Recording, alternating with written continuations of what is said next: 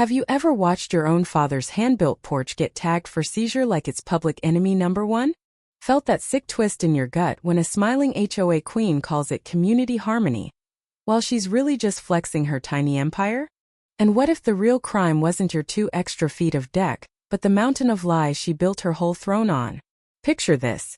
Sunny Saturday morning on Lake Harmony, the kind of place real estate brochures swear is pure bliss. White picket fences, identical mailboxes painted approved beige, and every blade of grass measured to the millimeter. I'm Daniel Mercer, boots planted on the cedar planks my dad hammered himself back in '72, coffee in hand, watching the water sparkle like nothing could ever go wrong. Then she rolls up, Victoria Langford, HOA president, pearls gleaming, clipboard swinging like a medieval mace. By 9 tomorrow, mister. In that honey-dripped voice that makes your teeth itch, this entire porch will be boarded, tagged, and absorbed as common property. For the good of everyone. Her manicured nail taps the bright red violation notice like she's signing my death warrant. Behind her, 2 cousins in matching polo shirts smirk from the driveway, ready for the show. I lean against the railing, voice low and steady. Funny thing, Victoria. Now. Feel that? That little creak under your designer heels? That's my deed laughing at you. Her Botox-frozen smile twitches, just a hair, but she recovers with a laugh that could curdle milk. Easement? Oh sweetie, the board voted unanimously. Fines start at $200 a day until you fold. We're all family here, remember? Family. Right, the same family that fined old Mrs. Jenkins last month for hanging a wind chime that was 3 decibels too joyful. Victoria doesn't enforce rules. She weaponizes them like a suburban dictator in Lululemon. I don't argue. I just smile the small, dangerous smile that says I've already mapped every inch of this battlefield.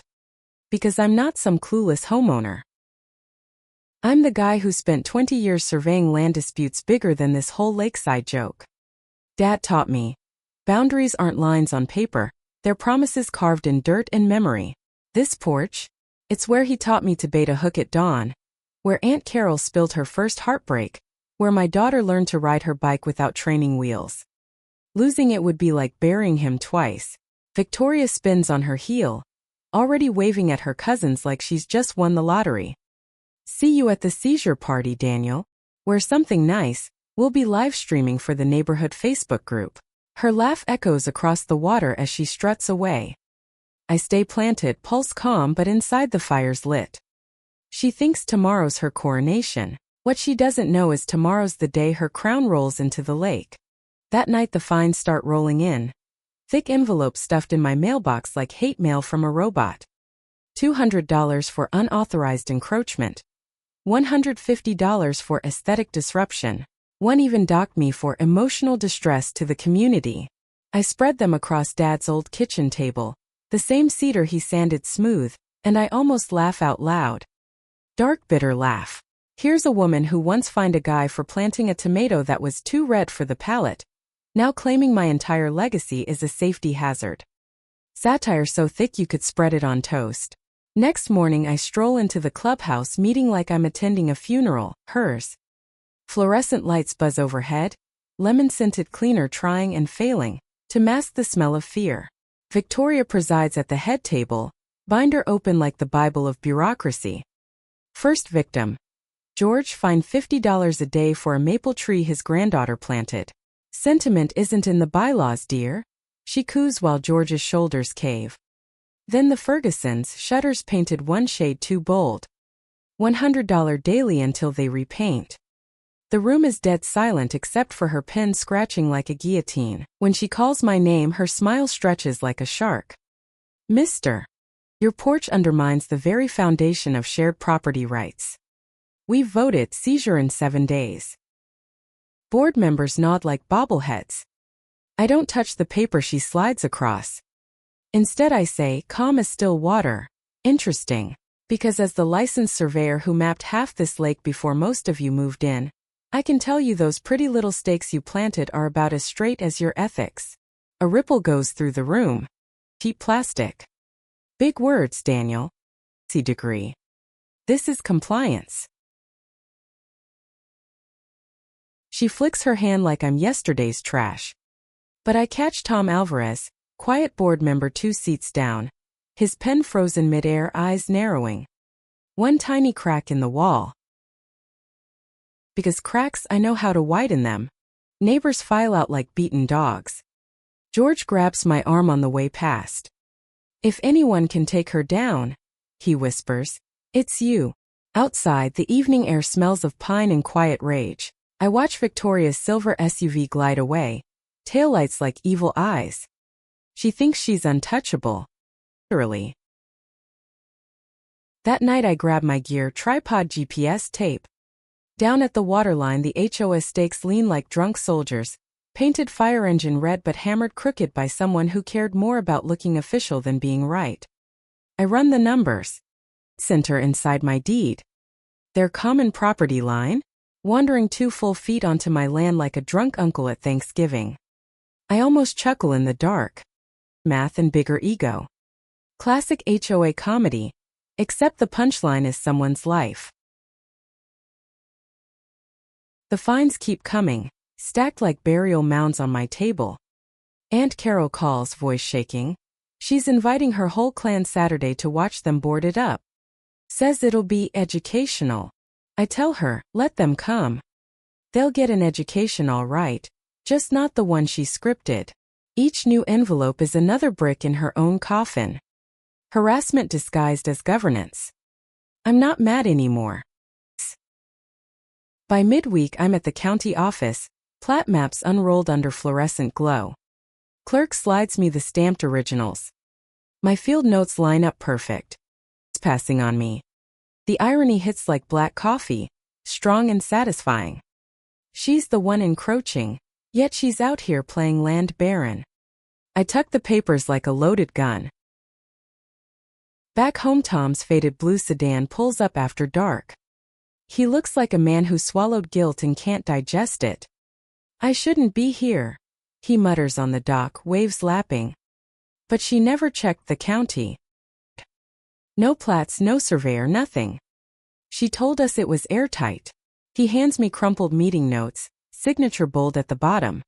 If this blows up, she'll blame the board. But it's her handwriting. I don't thank him loud. Inside, the pieces snap together like a perfect survey line. Victoria didn't just overreach. She built her whole case on sand. And now I have the tide coming in. Word spreads quiet. Me. A few more neighbors nod when I show the folder. Real proof, county seal shining like truth serum. They're tired of living under her pearl-studded boot. By Friday I've got a silent army of witnesses who've been fined for bird feeders, flagpoles, and excessive happiness. Saturday's seizure party? It's about to become her unmasking. The morning of the big show dawns bright and cruel. Trucks full of Victoria's relatives roll in, coolers and lawn chairs like it's a tailgate for tyranny. Folding seats circle the common grass. Victoria stands front and center, binder raised like a trophy. Neighbors and loved ones, she purrs, today we restore order. One cabin has defied us long enough. I step out of the shadows, leather case in hand, and the air goes electric. Her smile wavers for half a second. Daniel, so glad you could join your own eviction party. She launches into her greatest hit speech, fines, votes, for the children's future property values. Her cousins clap on cue. But the neighbors? They're watching me. I place the case on her little folding table. Snap. County certified plats, seal glinting gold. This, I say, voice carrying like a calm storm, proves my porch sits fully inside my deed. Every inch. They're on my land. And you never verified a single coordinate. Murmurs swell. Sharp, brittle. More stalling. The board voted. Tom's voice cuts through from the back like a blade. She lied to us. Every head whips around. Tom steps forward, no longer hiding. No county check. Just her word. I sat in that meeting. Waste of time. Gasps ripple. You find me for a tree my granddaughter planted, but you can't even read a map, right? Voices pile on, mailbox fines, shutter shades, wind chime decibels. The dam breaks. Papers scatter like guilty secrets. Her relatives freeze, smirks melting into awkward stares. She tries one last swing. Decision stands. But I slide the notarized documents right under her nose. These aren't my words, Victoria. They're the county's. Collapsed in front of everyone you dragged here to watch me bleed. The crowd erupts, not for me but for the truth finally breathing. Rescind the fines. Step down. Tom adds, steady now. She doesn't speak for us anymore. Victoria's face drains to chalk. No script left.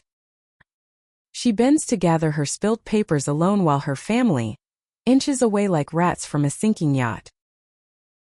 The sun dips low, painting the lake gold. Neighbors surround me, voices rising. Not cheers but relief. George claps my shoulder. You saved all of us. Aunt Carol finds me later on the cedar planks, hand over mine. Your dad would have grinned so wide. Victoria's SUV peels out, no fanfare, just dust and defeat. The board will vote new leadership next week. Tom's already circulating a petition for actual rules instead of reign of terror. And my porch? Still standing, still mine, still whispering dad's stories every time the wind hits the railing. Listen folks, Hoa Karens aren't villains in movies. They're real, sipping lattes while rewriting deeds with red pens. But here's the lazy truth. Silence feeds them. Facts starve them. Your proof, and when they throw a public circus, turn it into their clown show. Justice doesn't shout, it measures twice and cuts once. Protect your legacy before someone else measures it for you. Now drop your own HOA horror stories below. I'm reading every single one.